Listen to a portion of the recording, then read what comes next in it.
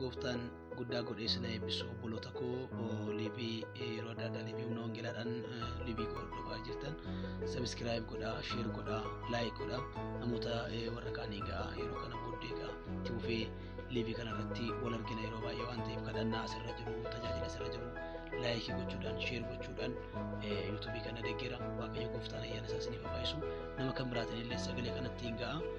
Sababiin isaa YouTube kana irratti waaqayyo hojii hojjedhaan jedhe kana hojjechuudhaaf isin karaadha jechuudha. Ani immoo isiniif humnadha, isin immoo karaadha.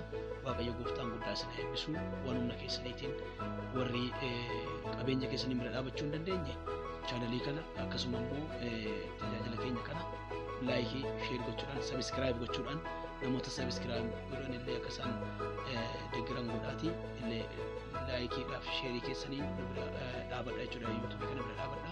Waaqayyo immoo nu gargaara. Barnoota yeroo adda addaa asirra darbu immoo hordofa.